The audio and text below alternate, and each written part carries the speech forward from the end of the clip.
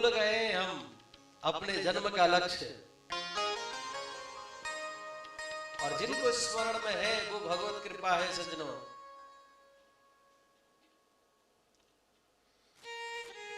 हमारे नीतिकार कहते हैं, कहने का भाव क्या है, पेट की जो भूख मिटाने के चक्कर में हम सब लगे इन किन प्रकार है,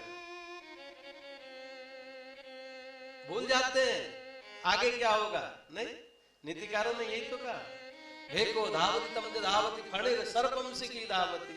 एक मेढक अपने भूख लगी थी, मेढक उधकता हुआ गया, कुछ कीड़े मकोड़ों को खाया, पेट की भूख शांत करी, सो गया। उसी समय एक सांप को भी भूख लगाई। मेढक तो कीड़े मकोड़ों को खाकर अपनी पेट की क्षुधा को शांत करके सोया था आराम से। सांप देवता को भूख लगे तो सांप आया और देखा मेढक सो रहा है, बढ़िया झपट्टा मारा, उसके लिए तो रसगुल्ला है। नहीं, सांप के लिए तो मेढक रसगुल्ला है जैसा। उसने भी अपनी पेट की भूख शांत करी उस मेढक को खा के। अब सांप की भी भूख शांत हुई तो वो भी सो गया। उसी समय मोर देवता को भी जो है भूख लग गई। भूख तो सबको लगती है, प्यास सबको लगती है। मोर भी आए अपनी क्षुधा को शांत करने के लिए। सांप को देखा, नागराज को, आहा अच्छा है, बढ़िया, सांप का भक्षण किया और अपने भूख को शांत करी, सो गए। उसी समय शेर को भी भूख लगे। शेर भी देख रहा था कैसे कुछ भोजन की प्राप्ति हो, और जैसे देखा मोर को, झपट्टा मारा और मोर को ही खाया। चलो फुलार नहीं तो कम से कम फलार तो हो गया, है? पूरा भोजन नहीं हुआ तो क्या हुआ, नाश्ता तो हो ही गया उसके लिए, शेर के लिए कुछ तो राहत मिली। अब वो शेर भी जो है आराम कर रहा था। एक ब्यादा गया, ब्यादा ने देखा शेर सो रहा है, निशाना लगा लो इसी समय, और ऐसा ही किया सज्जनों। उस शेर को मार करके ब्यादा अपनी पेट की क्षुधा को शांत करके सो रहा था। सोया कि उठा नहीं, काला तिष्ठति पृष्ठतः क्वचदरा केनापि न ज्ञायते।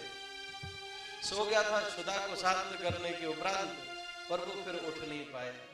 काल देवता आए और पकड़ करके ले गए। ऋषियों, ये स्थिति हम सब की है, पर ऐसी स्थिति में थोड़ा सा सुखदेव जी के मुखारविंद से निश्चित जो कथा है उसकी तरफ यदि जगत का ध्यान चला जाए तो सबका मंगल हो जाए, सबके जीवन में भक्ति ज्ञान वैराग्य की वृद्धि हो, सबको इस मृत्यु के भय से मुक्ति मिल जाए।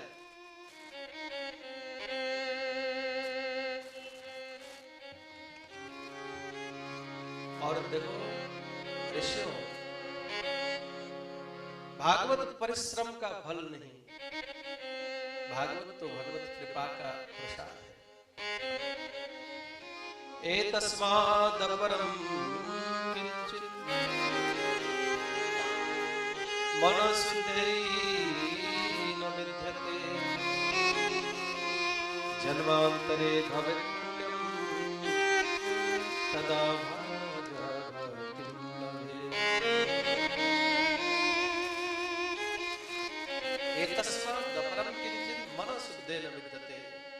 जन्मांतरित भवेत् पुण्यम।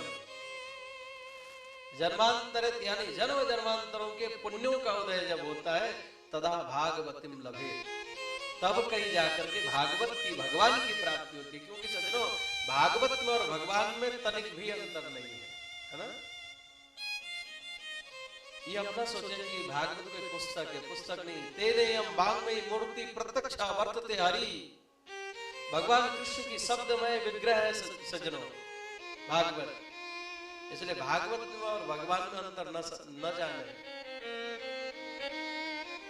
और ये भागवत जन्मांतरित भवेत् पुण्यम, जन्म जन्मांतरों के श्रेष्ठ कर्म पुण्य जब एकत्रित होते हैं तब कहीं जाकर के प्राप्त होती है सज्जनों। और ये संसार में देखने को भी मिलता है। मैं अक्सर कहा करता हूं कि भागवत को कोई कहे कि हम परिश्रम से पैसे के बल पर आयोजन कर लेंगे, असंभव।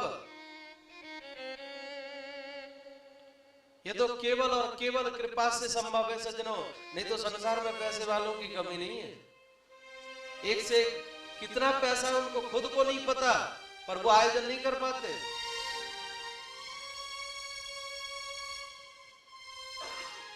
जन्मांतरित भवेत् पुण्यम तदा भागवतीम लभेत्। जन्म जन्मांतरों के श्रेष्ठ कर्मों का फल, गुरुजनों का आशीर्वाद, हमारे पितरों का आशीर्वाद जब एकत्रित होते हैं ना सज्जनों, तब जाकर के भागवत प्राप्त होती है। तो आज मैं कह सकता हूं कि सांडिल्य परिवार के ऊपर आज साक्षात कृपा हुई है, जो भागवत भगवान की कथा हो रही है घर में। हुई है कि नहीं हुई है?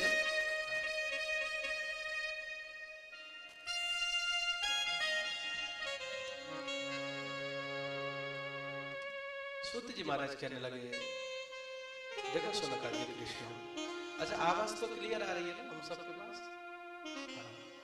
बताइएगा कहीं ऐसा ना हो कि मेरा परिश्रम ही केवलम हो जाए, मैं बोलूं और समझ में नहीं आए तो बेकार है, फिर बोलना नहीं।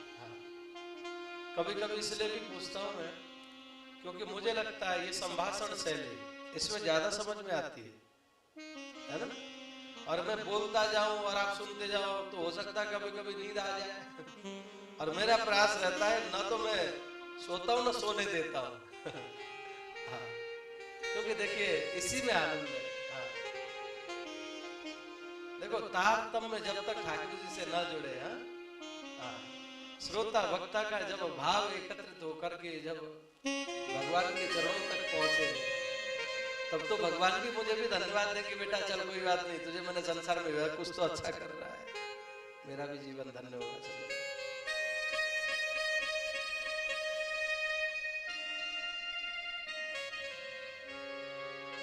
सूत जी महाराज कहने लगे, हे सुनकादि ऋषियों, उस समय की बात जब परीक्षित को श्राप लगा और संपूर्ण राज वैभव को एक सेकंड में छोड़कर के गंगा तट पर जाकर के विराजित हो गए। हजारों संत महंत वहां पर आए, ऐसा ऐसा हुआ है, सब बात कही, पर किसी ने भी सही तरह से उत्तर नहीं दे सकने के कारण एक उच्च आसन बना दिया। बोले जो मेरे प्रश्न का उत्तर दे वही आकर के उस उच्च आसन पर विराजित हो जाए। और सुखदेव स्वामी आए और मेरे पूज्य गुरुदेव भगवान सुखदेव स्वामी ने आकर के जो कथा परीक्षित को श्रवण कराई, हे ऋषियों मैं वही कथा आप लोगों को श्रवण कराऊंगा। परीक्षिते कथा वक्तुम सभाया सस्तुते सुखे सुधा कुम्भं गृहीत्वैव देवास्तत्र समागमः। और कहने लगे, देखो ऋषियों, जब मेरे पूज्य गुरुदेव भगवान शुक्राचार्य भगवान जब परीक्षित को कथा श्रवण करा रहे थे ना भागवत जी की, उस समय स्वर्ग से अमृत का कलश लेकर के देवता आए और देवताओं ने आकर के कहा मेरे गुरुदेव से कि देखो ऐसा है, परीक्षित को 7 दिन में मरने, मृत्यु का तक्षक के दंशन से मृत्यु का भय लगा हुआ है ना, श्राप लगा हुआ है। आवाज कहां से आ रही है?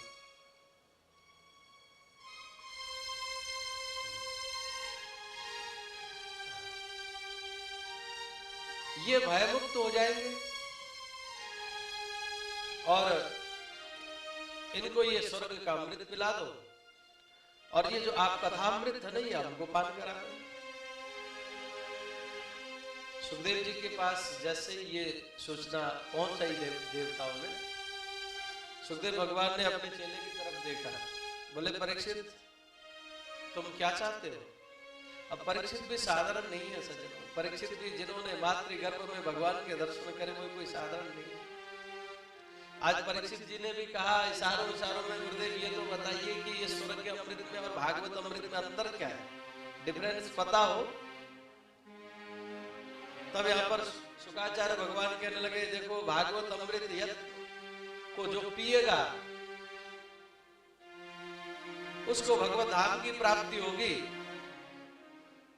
जन्म मृत्यु के भय से निर्भय हो जाएगा, और जो स्वर्ग का अमृत पिएगा क्षीणे पुण्य मृत्यु लोकम विसंति। तो आज परीक्षित जी ने कहा, बोले मुझे स्वर्ग अमृत से कोई लेना देना नहीं, मुझे तो बस कथा अमृत मान कराइए। उसके उपरांत सज्जनों, अब यहाँ पर देवता आए थे अदला बदली करने, है ना। भागवत जी में लिखा हुआ, एवं विनिमय जाति सुधाराज्ञा प्रपयताम प्रवश्यामो वयम सर्वे श्रीमद् भागवतामृतम। अदला बदली करने की बात कर रहे थे देवता, कथामृत और स्वर्ग का अमृत। तो यहाँ सुखदेव जी महाराज ने उनको डांट लगाई, अरे तुम अदला बदली करने की बात करते हो, अरे अदला बदली तो समानता में होती है, हा? तुम कांच लेकर के आए और मणि को लेना चाहते हो। क्व सुधा क्व कथा लोके क्व काच क्व मणिर्महा ब्रह्मरातो विचारी सदा देवांज।